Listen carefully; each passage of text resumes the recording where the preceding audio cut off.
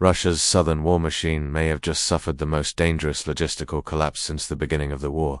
For months, the Kremlin believed that even if the front line slowed down, Crimea itself would remain untouchable because the peninsula was protected by layers of infrastructure carefully built over years. Moscow believed that as long as fuel could move, ammunition could flow, and reinforcements could arrive, Crimea would remain secure no matter what happened on the battlefield.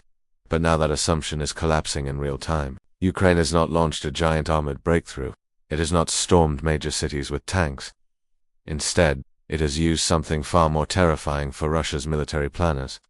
Cheap drones, constant surveillance, and systematic interdiction attacks have transformed Russia's most important southern supply corridor into a death trap. The road at the center of this collapse is the M14 highway, and the long land artery stretching from Taganrog through Mariupol, Berdyansk, Melitopol, and eventually reaching Jankoy, the northern gateway into Crimea. On paper, it is simply a highway running along the Sea of Azov. In reality, it became the backbone of Russia's entire occupation system in southern Ukraine after 2022.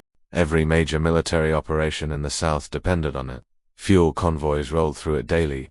Ammunition trucks crossed it around the clock. Spare parts for air defense systems moved through it. Troop rotations used this route constantly.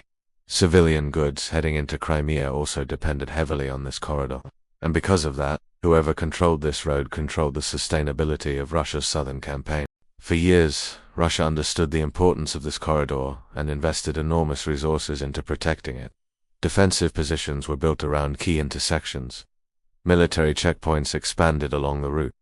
Fuel depots were hidden near the corridor. Convoy schedules became more secretive. Russian engineers repaired damaged sections almost immediately whenever attacks occurred nearby. Moscow clearly understood one brutal reality. Crimea could not survive militarily without stable logistics from mainland Russia.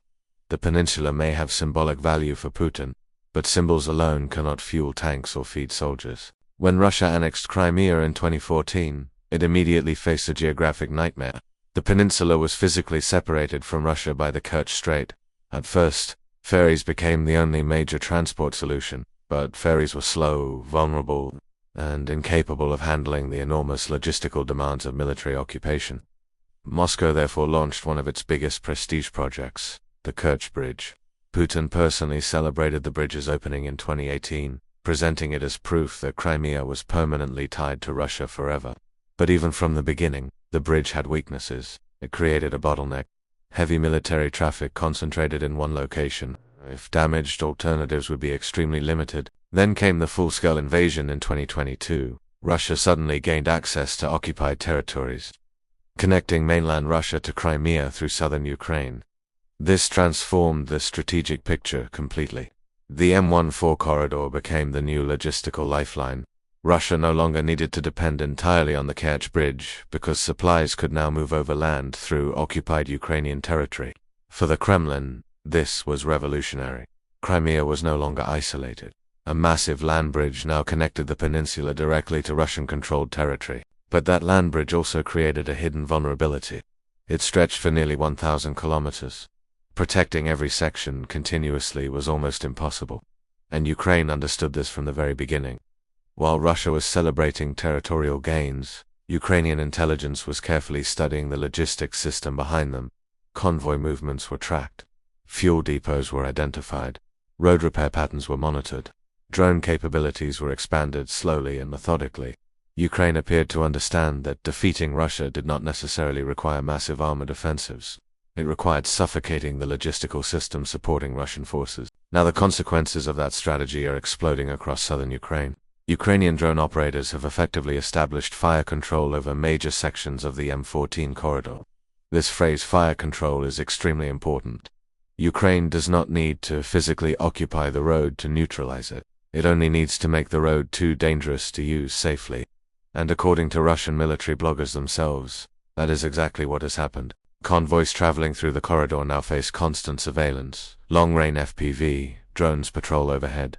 Baba Yaga heavy drones hunt larger targets. Thermal imaging allows Ukrainian operators to detect vehicles at night. Starlink-supported communications allow instant coordination.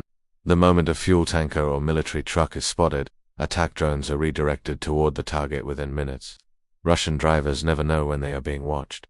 The psychological effect is enormous. A road that once symbolized strategic dominance now symbolizes vulnerability and fear. The footage released by Ukrainian units shows the scale of the campaign. Fuel trucks erupting into fireballs, ammunition transports exploding on open roads, Russian military vehicles abandoned after strikes, convoys scattering into fields in panic. These are not isolated incidents anymore. They represent a systematic campaign aimed at turning logistics itself into a battlefield. Russian military bloggers, who are often fiercely pro-Kremlin, are now openly admitting the severity of the situation. Vladimir Romanov traveled parts of the route and described it as a road completely dependent on enemy activity. Alexei Zhivov warned that Ukraine was reaching operational depths of nearly 200 kilometers with drone warfare.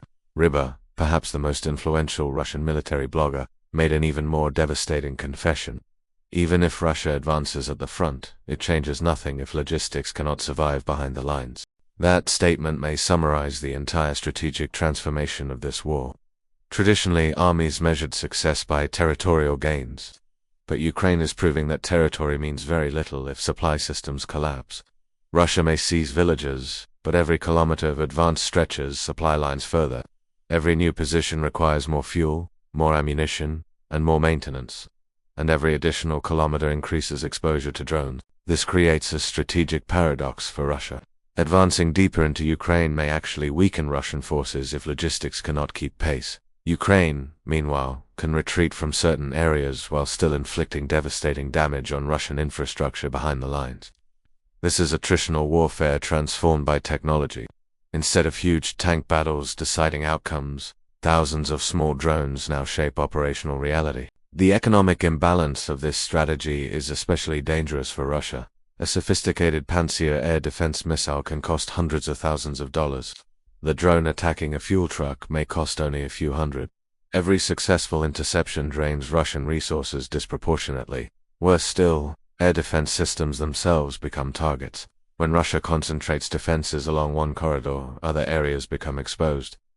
Ukraine can then redirect attacks elsewhere. Russia attempted countermeasures. Convoys shifted to nighttime movement. Camouflage increased. Electronic warfare systems intensified signal jamming. But Ukraine adapted rapidly. Thermal optics eliminated the advantage of darkness. AI-assisted navigation reduced the effectiveness of jamming. Pre-programmed targeting allowed drones to continue attacking even when communications were disrupted. Russia's traditional electronic warfare doctrine is struggling against rapidly evolving Ukrainian drone tactics, and all of this is happening while Russia's alternative supply routes are collapsing simultaneously. The Kerch Bridge remains heavily damaged from previous Ukrainian attacks. Heavy cargo movement is restricted. Rail operations continue under limitations. Sea transport is increasingly dangerous because Ukrainian sea drones have transformed the Black Sea into hostile territory for Russian vessels. Ferries face constant threats. Large-scale maritime resupply operations are unreliable. Air transport is too expensive and too vulnerable to sustain massive logistical demands. This means the M14 was not just another route. It was effectively the final dependable artery connecting Russia to Crimea. And now that artery is under continuous attack. The strategic consequences could be enormous. Crimea itself may slowly become isolated despite still being physically connected by land. Analysts increasingly describe the process as islandization. Strategically, Crimea begins functioning like an island even though geographically it remains a peninsula. And supplying an island during wartime is extraordinarily difficult. Civilian consequences may soon become visible as well. Crimea already struggled with water shortages after Ukraine blocked the North Crimean Canal years ago. Energy infrastructure depends heavily on connections running through occupied territory. Food distribution networks rely on stable transport routes. If supply disruptions intensify, inflation and shortages could spread throughout the peninsula. Tourism, already devastated by sanctions and war fears, could collapse further. This creates another hidden danger for Moscow. Crimea was presented to the Russian public as a permanent triumph, proof of national resurgence under Putin, but if maintaining Crimea becomes increasingly expensive and unstable, the peninsula could transform from a symbol of strength into a strategic burden. Meanwhile, Russia's broader military situation is deteriorating in parallel. Reports indicate that the anticipated Russian spring offensive failed to achieve major breakthroughs. Some sectors even saw net territorial losses. Communications disruptions inside Russia's own military system have added further chaos. The Kremlin's paranoia over telegram usage reportedly restricted military coordination. Russian units lost access to efficient battlefield communication tools. At the same time, Ukraine expanded Starlink-based operational coordination. Even more ironically, Russia had been illegally using Starlink terminals itself in some frontline areas. Once those terminals were disabled, Russian forces lost another communication advantage. Thus, while Ukraine strengthened real-time drone coordination, Russian units experienced increasing fragmentation and delays. When supply lines weaken at the same time, communication systems deteriorate, military cohesion itself begins to crack. Orders arrive slower, repairs take longer, convoys become disorganized, units lose confidence in resupply reliability. Morale deteriorates. Logistics may sound boring compared to battlefield heroics, but every experienced commander in history understood the same truth. Armies collapse from logistical failure long before they collapse from lack of courage. Ukraine appears fully aware of this principle. Its strategy increasingly resembles a hybrid blockade campaign. Drones attack the land route, missiles threaten the Kerch Bridge. Sea drones target maritime supply routes. None of these require giant offensives. Yet together they steadily tighten pressure around Crimea and southern Russian forces. The implications extend beyond Ukraine and Russia. NATO countries are studying this war carefully because it is rewriting modern military doctrine. For decades, advanced military is focused heavily on expensive tanks, aircraft, and missile systems. Ukraine is demonstrating that cheap mass-produced drones can cripple billion-dollar logistics networks. A small, unmanned aircraft costing less than a used car can destroy a fuel tanker worth hundreds of thousands of dollars and halt operations for an entire battalion. This asymmetry may shape military planning worldwide for decades. Large armies dependent on centralized logistics suddenly look vulnerable. Fixed infrastructure appears fragile. Long supply corridors become liabilities. The battlefield is evolving faster than many military institutions anticipated. And perhaps the most striking aspect of this transformation is that Ukraine achieved much of it without fully controlling the skies. Traditionally, interdiction campaigns required air superiority.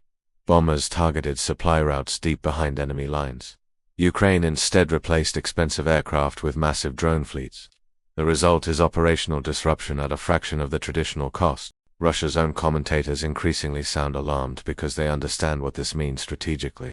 If Crimea's logistical network collapses completely, holding the peninsula may eventually become unsustainable regardless of frontline conditions elsewhere.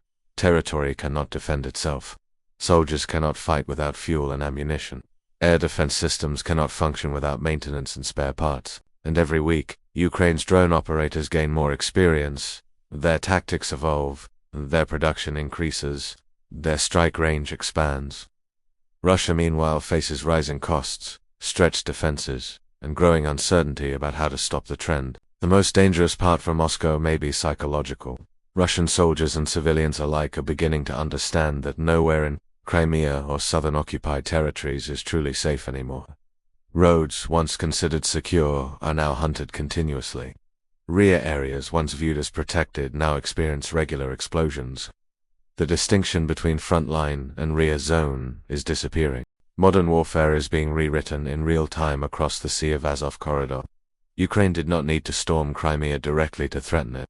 It only needed to strangle the arteries, keeping the peninsula alive. And according to even Russia's own military bloggers, that process may already be underway. Crimea is not physically isolated yet, but strategically, economically, and militarily, the walls may already be closing in.